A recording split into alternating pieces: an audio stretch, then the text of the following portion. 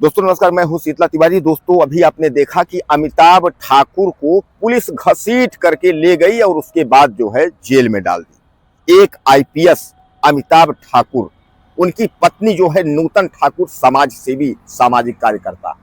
दोस्तों क्या अब इस सरकार में यानी बीजेपी शासन सत्ता में क्या अब आवाज उठाना गुनाह है? न्याय मांगना गुनाह है? हक की लड़ाई लड़ना गुनाह है? किसी को न्याय दिलाना गुनाह है? क्या अब सरकारें यह तय कर ली है कि अगर इस तरीके का कोई भी व्यक्ति अगर आवाज उठाने की कोशिश करेगा तो उसका भी वही हश्र होगा जो अमिताभ ठाकुर का हुआ है। अमिताभ ठाकुर ने जो है कब क्या घोटाला किया था? अमिताभ ठाकुर 1999 में 97 में कब घोटाला किया था? कितनी सरकारें आई और कितनी सरकारें चली गईं, उसका कोई भी जिक्र नहीं है।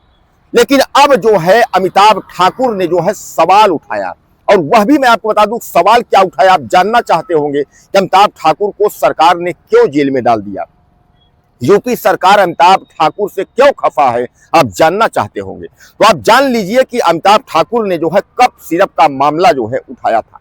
आपने देखा होगा कप सिरप को लेकर के उत्तर प्रदेश और मध्य प्रदेश दोनों राज्यों में जो है तहलका मचा हुआ है। सिरप को लेकर के तहलका इसलिए मचा हुआ है कि तमाम जो है बच्चों की, तमाम लोगों की जानें चली गई। कुछ लोग इस सिरप को जो है नशे के लिए यूज करते हैं, तो कुछ लोग जो है इसमें जो है जहर डाल करके उसका कारोबार कर रहे हैं। यानी तमाम खेमा का खेमा, यानी जो है खेप का खेप, तमाम जो है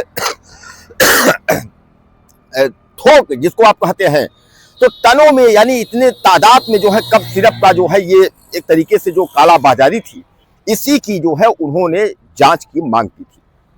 और उन्होंने जो है जिस व्यवसायी की जांच की मांग की थी वह जो है पूर्वांचल का जो है एक तरीके से कहीं ना कहीं माफिया का नाम आ रहा था जिस पर जो है सरकार की भौहें टेढ़ी हो गई।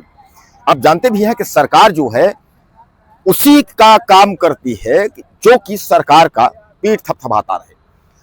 अमिताभ ठाकुर के बारे में तो आप जानते ही होंगे कि जबरिया रिटायर उन्होंने लिख लिया है अपने उसमें जो है कि जबरिया रिटायर आईपीएस। अमिताभ ठाकुर को जबरन रिटायर करा दिया गया था क्योंकि अमिताभ ठाकुर जो है सरकार की सुनते नहीं थे। आपको यह भी याद होगा कि अमिताभ ठाकुर अखिलेश यादव के समय में भी वह धरना प्रदर्शन पर बैठ जाते थे, लेकिन अखिलेश यादव के सरकार में ऐसा कुछ नहीं हुआ, उनको जेल नहीं भेजा गया। उनका सुना गया कि वह क्यों धरना पे बैठे हैं, उनको क्या कैसे चाहिए। तो सरकार यहां अगर कोई चीज अगर आप विरोध कर रहे हैं, अगर किसी चीज की आप जांच की मांग कर रहे हैं, तो उल्टा ही लटका दे रही है। ये कहां का न्याय है? यानी योगी आदित्यनाथ सरकार क्यों बार बार सवालों के घेरे में आती है कि एक पक्ष कार्रवाई होती है, जबरन कार्रवाई होती है। शाहजहांपुर अचानक जो है ट्रेन में पुलिस वाले घुसते हैं, उसके बाद जो है परिचय पूछते हैं और अमिताभ ठाकुर को जो है पकड़ लेते हैं, और इस तरह जो है अमिताभ ठाकुर को घसीट कर ले जाते हैं जैसे ये कोई सामान्य कैदी हो, और सामान्य नहीं कि जैसे कि अमिताभ ठाकुर ने कितना बड़ा क्राइम कर दिया हो। यानी आतंकवादी पकड़ जाता है, उग्रवादी पकड़ जाता है इस तरीके से। हालांकि उन लोगों के साथ भी सुलूक नहीं होती, उनकी तमाम जांचें परीक्षण होती हैं, लेकिन अमिताभ ठाकुर को जो है घसीटते ले गए और अमिताभ ठाकुर ने कहा कि हमारी जान को खतरा है, योगी सरकार जो है हमारी हत्या करवा सकती है। अमिताभ ठाकुर ने अपनी बातों में यह कहा कि हमारा जो है फुल इनकाउंटर हो सकता है, हमारी जान जा सकती है। लेकिन आप देखिए कि वही पुलिस है कि जो एक समय अमिताभ ठाकुर जो है पुलिस अधिकारी जब आईजी हुआ करते थे, तो आप समझ लीजिए कि यही पुलिस जो है दुम दबाए उनके सामने जो है खड़ी रहती थी। और आज वही रिटायर हो गए अमिताभ ठाकुर, तो उन्हीं को जो है पुलिस जो है घसीटते हुए ले जा रही है। इसीलिए कहते हैं ना कि वक्त का जो है बहुत बड़ा फेर होता है, वक्त का जो है फेर होता है। एक समय था कि अमिताभ ठाकुर की तूती बोलती थी, आईपीएस, आईजी और डीआईजी जहां थे वो वहां, उसके बाद जो है तो अमिताभ ठाकुर के नीचे सारे पुलिसकर्मी जो है अपने बॉस को सलाम ठोकते थे। और आज अमिताभ ठाकुर को सलाम ठोकने के बावजूद उनको घसीट करके ले जा रहे हैं और जेल के सलाखों में डाल दे रहे हैं। और गुनाह क्या है? गुनाह 1999 का है कि उन्होंने अपनी पत्नी के साथ मिल करके कहीं जो है जमीन और प्रॉपर्टी को लेकर के फर्जीफिकेशन किया था।